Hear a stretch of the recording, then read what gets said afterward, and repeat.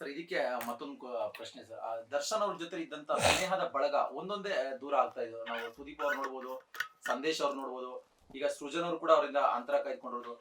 ಅಂದ್ರೆ ಒಬ್ಬ ಸ್ಟಾರ್ಗೆ ಜೊತೆಲಿರೋ ಸ್ನೇಹಿತ ಎಷ್ಟು ಇಂಪಾರ್ಟೆಂಟ್ ಆಗ್ತಾರೆ, ಆ ಸ್ನೇಹಿತರ ವಿಚಾರದಲ್ಲಿ ಎಷ್ಟು ಜಾಗೃತರಾಗಿರ್ಬೇಕು. ಸಹವಾಸದಿಂದ ಸನ್ಯಾಸಿ ಕೆಟ್ಟ ಅಂತಿದೆ. ನಿಮಗೆ ಎಂಥ ಸ್ನೇಹಿತರನ್ನು ನೀವು ಇಟ್ಕೊಳ್ತೀರಿ ಅನ್ನೋದರ ಮೇಲೆ ನಿಮ್ಮ ವ್ಯಕ್ತಿತ್ವ ಪರ್ಯಾಯವಾಗಿ ನಮಗೆ ಕಾಣ್ತದೆ.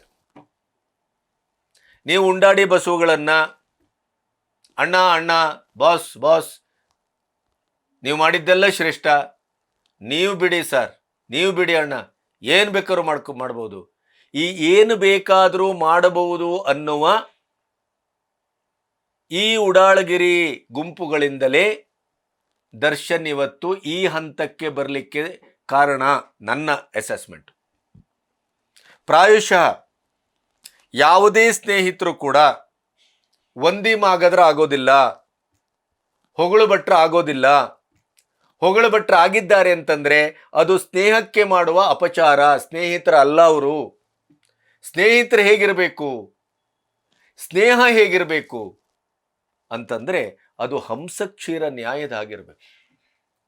ತಪ್ಪುಗಳನ್ನು ಹೇಳಬೇಕು, ನೀನು ತಪ್ಪು ದಾರಿಯಲ್ಲಿ ನಡೀತಾ ಇದ್ದೆ ಅಂತ ಹೇಳಬೇಕು, ನಿನ್ನ ಸ್ವಭಾವ ಸರಿಯಿಲ್ಲ ಅಂತ ಹೇಳಬೇಕು, ಅದರ ಮಧ್ಯೆ ನಿನ್ನ ಒಳ್ಳೆಯ ಗುಣಗಳನ್ನೂ ಹೇಳಬೇಕು, ನಿನ್ನನ್ನು ಒಳ್ಳೆಯವನಾಗಿಸಬೇಕು, ಒಳ್ಳೆ ದಾರಿಯಲ್ಲಿ ನಡೆಯುವ ಹಾಗೆ ಮಾಡಬೇಕು. ಪ್ರಾಯಶಃ ದರ್ಶನ್ ಅವರು 2011ರ ಘಟನೆ ಒಂದು ನಿರ್ಣಾಯಕ ಘಟನೆ. ಅದು ವಿಜಯಲಕ್ಷ್ಮಿಯವರು ಸ್ವತಃ ಜಡ್ಜಿಗಳ ಎದುರು ಹೋಗಿ ಅಂಗಲಾಚಿ ಬೇಡಿ ಆ ಕೇಸನ್ನು ಅಲ್ಲಿಗೆ ಮುಗಿಸುವ ಹಾಗೆ ಅಂಬರೀಷ್ ಅಣ್ಣ ಅದ್ಭುತವಾಗಿ ಅಲ್ಲಿ ಪಾಲ್ಗೊಂಡ್ರು. ಎಲ್ಲವೂ ಒಂದು ಸುಖಾಂತ್ಯದಲ್ಲಾಯಿತು. ಬಂದ ನಂತರ ಸಾರಥಿ ಸಿನಿಮಾ ಅದ್ಭುತವಾಗಿ ಗೆದ್ದಿತು. ಮತ್ತೆ ದರ್ಶನ್ ಪ್ರತಿಷ್ಠಾಪನೆ ಆಯಿತು. ನೀವು ಅಲ್ಲಿಂದ ನಿಮ್ಮ ಆ್ಯಟಿಟ್ಯೂಡನ್ನು, ನಿಮ್ಮ ಬದುಕನ್ನು, ನಿಮ್ಮ ಭಾವವನ್ನು, ನಿಮ್ಮ ಸ್ವಭಾವವನ್ನು ಬದಲಾಯಿಸಿಕೊಂಡು ನಾನು, ನನ್ನ ಕುಟುಂಬ, ನನ್ನ ಹೆಂಡತಿ, ಈ ಸಮಾಜಕ್ಕೆ ನಾನೇನಾದರೂ ಬಿಟ್ಟು ಹೋಗಬೇಕು, ಕೊಟ್ಟು ಹೋಗಬೇಕು, ಕೇವಲ ಸ್ಪರ್ಧೆ ಅಲ್ಲ, ಕೇವಲ ಕಾರಿನ ಮೇಲಾಟ ಅಲ್ಲ, ಕೇವಲ ಹಣ ಅಲ್ಲ, ಹಣ ಇಲ್ಲದೇ ಇದ್ದಂಥ ಒಂದು ನೆಲೆಯಿಂದ ನಾನು ಬಂದವನು, ತಂದೆಯ ದಾರುಣ ಸಾವನ್ನು, ಅಸೌಖ್ಯವನ್ನು ಕಂಡವನು, ಆ ತಾಯಿ ನಿಮ್ಮನ್ನು ಬಗಲಲ್ಲಿ ಅವುಚಿಕೊಂಡು ಬೆಂಗಳೂರಿಗೆ ಬಂದು ಎಂಥ ಸಂಕಷ್ಟದಲ್ಲಿ ನಿಮ್ಮನ್ನು ಬೆಳೆಸಿದ್ದಾರೆ. ಅವೆಲ್ಲವೂ ಯೋಚನೆ ಇದ್ದಿದ್ರೆ ದರ್ಶನ್ ಒಳ್ಳೆ ಜನರ ಸಾಹಸ ಮಾಡ್ತಾಯಿದ್ರು.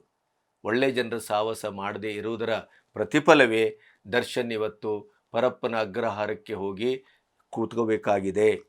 ಬೇರೆ ಯಾವುದೂ ಅದಕ್ಕೆ ಕಾರಣ ಅಲ್ಲ. ಸ್ವಯಂಕೃತ ಅಪರಾಧ ಇದು.